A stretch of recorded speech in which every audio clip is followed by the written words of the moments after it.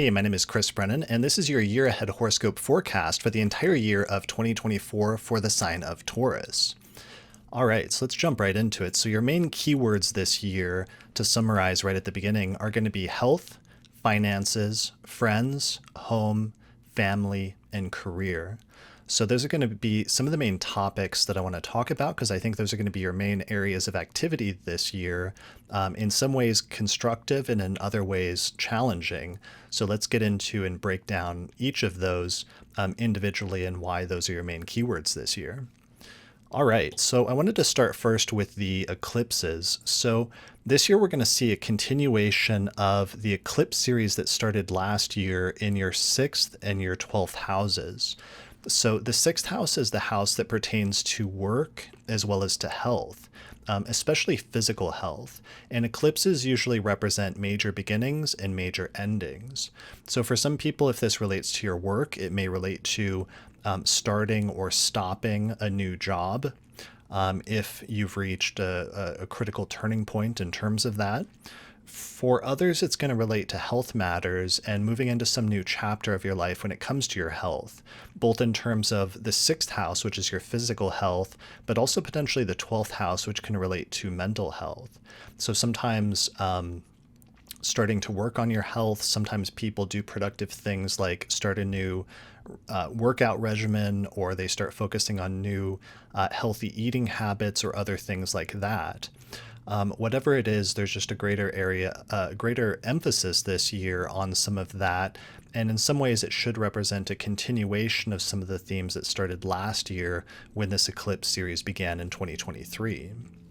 So with the 12th house eclipses, in addition to some of the things that represent mental health and focusing on that and taking care of yourself, sometimes the 12th house, whereas the 11th house, which is right next to it, represents friends and groups, the 12th house can represent people that you don't get along with very well, or who undermine you in your life in some way. So sometimes this can mean outright enemies or people that work against you in some way. So having eclipses in the 12th house can sometimes indicate a major beginning of a new feud with somebody, or in other instances, it can represent the end of that or some sort of previous conflict coming to some sort of culmination or some sort of end point, reaching a new chapter or turning point when it comes to that.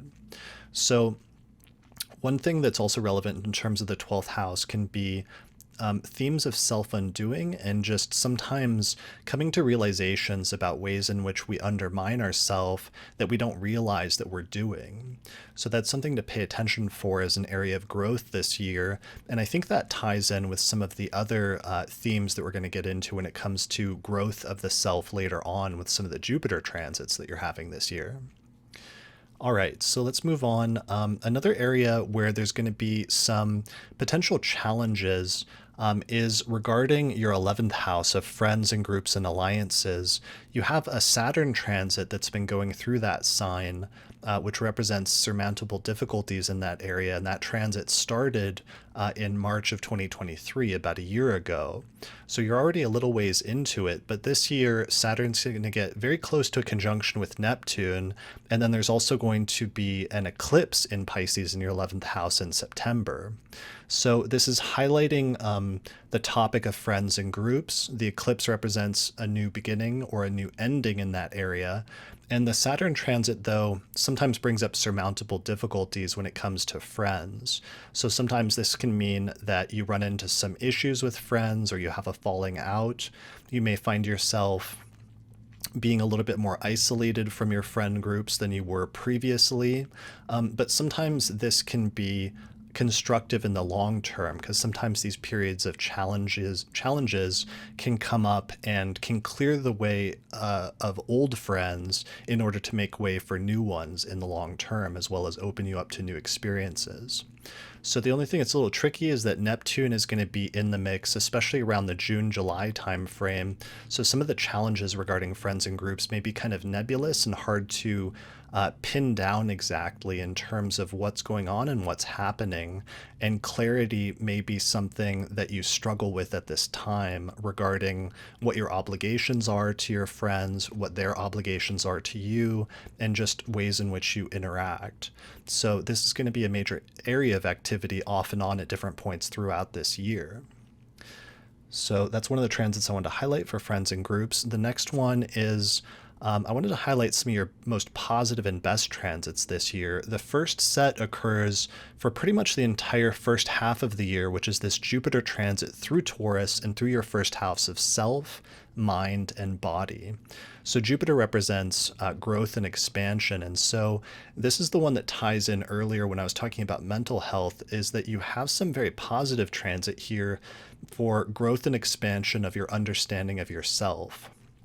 So there's something positive happening here when it comes to your conceptualization of yourself, which can sometimes mean the way that you think about yourself in your life internally in terms of your mind, but other times it can also relate to your body. So sometimes this means some sort of change or some sort of optimism, or maybe feeling yourself more in terms of your physical appearance and moving into some new phase in terms of that.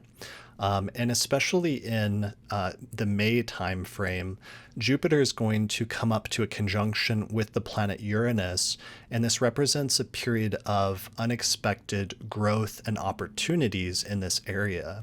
So for you, I think this means unexpected opportunities for growth and learning new things about yourself, developing your personality, developing your mind and different mental skills, and also developing things about your body, which could tie in nicely with some of the eclipse transits that are going to have you focusing on physical health as well as mental health.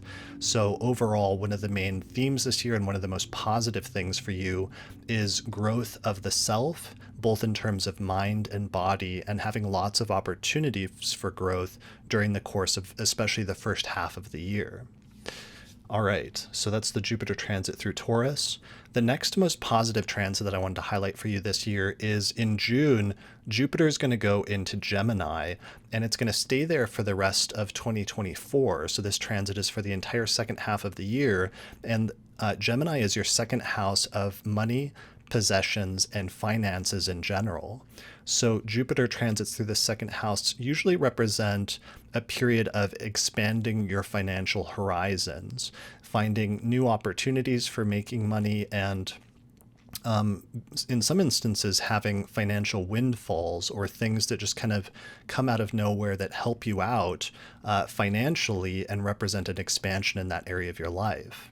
So for other people, they'll just find new opportunities in order to make money or grow their finances, or something about their personal possessions that's just going extremely well at this time and extremely smoothly in terms of acquiring things and having some enjoyment in terms of your physical possessions at this time. So that transit's lasting for the entire second half of the year. There is a period of heightened activity, especially in the June timeframe, because that's when Venus and a number of the other planets will go through this sector at the same time, in addition to Jupiter itself. But it should be a good and one of the most positive things that I can find for the entire second half of the year. All right, so those are your Jupiter transits. The next ones I want to talk about are some of the more challenging transits that come up this year, which is the Mars retrograde, where later this year, Mars is going to slow down in the sign of Leo, and it's going to move back into the sign of Cancer. And this is your fourth house of home and parents, and your third house of communication, siblings, and relatives. So the main keywords I have for this, most generally speaking, or archetypally speaking, is that it indicates a period of tensions surrounding topics like home and living situation and your interaction with your parents, but also potentially tensions involving siblings, mobility, and neighbors. So Mars transits can be kind of irritating. Sometimes they can involve like conflicts or themes of severing and separation. It's going to start really, especially in the November-December timeframe when it comes to the fourth house and some potential like conflicts at home in terms of your living situation or potentially with your parents. But then it's going to extend and go back into Cancer, and that's going to be a period where the third house represents things like siblings. So it could be a period of irritation or frustration when it comes to your siblings, if you have any. The third house also represents mobility. So sometimes that can relate to things like your car or getting around town locally and running into some issues or some tensions there. And finally, the third house can also represent communication. So this could be a period when you find yourself to be a little bit more verbally combative and a little bit more getting into arguments with people. And that's something you might want to pay attention to and be a little bit careful about, because sometimes during a Mars retrograde, we can initiate a conflict due to irritation, thinking that it won't be a big deal, but sometimes a little conflict can turn into a much larger one, like a fire that gets kindling and sort of like grows out of control. So that's something to pay attention to, and in all of these relationships to exercise restraint if you can. So here's an image for the Mars retrograde to give you dates for those watching the video version of this.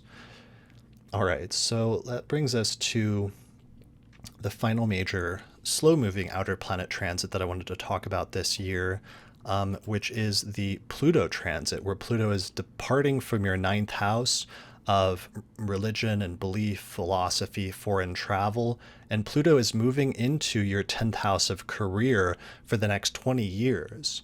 So the primary archetypal keyword for this is transformative experiences with respect to your career and your overall life direction. And during the course of this transit, you may find yourself going through some very profound transformations when it comes to your conceptualization of who you are and what you're meant to do in your life. And especially in terms of your career or in terms of the thing that gives you reputation and status in the world.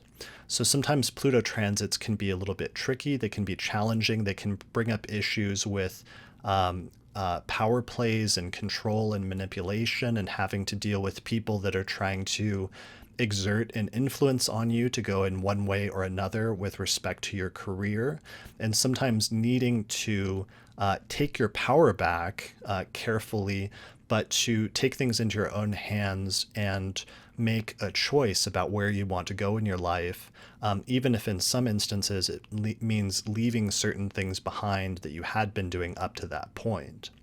So this is a whole like 20-year transit that's going to last for 20 years after this. So it's not something that's all going to come at once, but since this is the first year that Pluto's going to fully move into Aquarius, it would be good to start paying attention to any themes that come up this year with respect to your career and your overall life direction, because even if they seem insignificant at the time, you may find that they end up having a much more long-term and profound impact than you realize at first, just because you're at the very cusp or the very start of this very long-term, 2-decade-long transit that should completely transform your career by the time it's finished 20 years from now.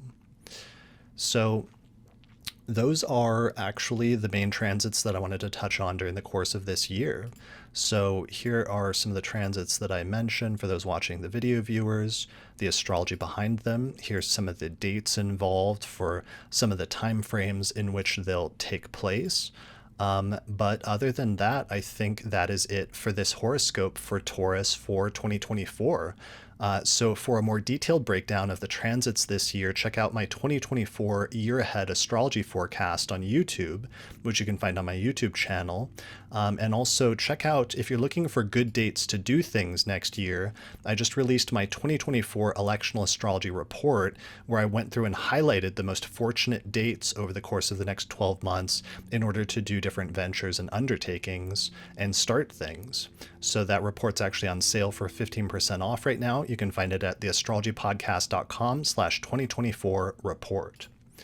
All right, that's it for this forecast for 2024. So good luck this year. Let me know if you have any questions or comments, or if you want to share your experiences so far in the comments below this video on YouTube. And otherwise, good luck this year, and I'll see you again next year.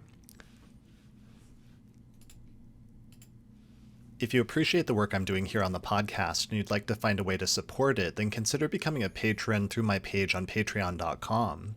In exchange, you'll get access to some great subscriber benefits. You can find out more information at patreon.com/astrologypodcast.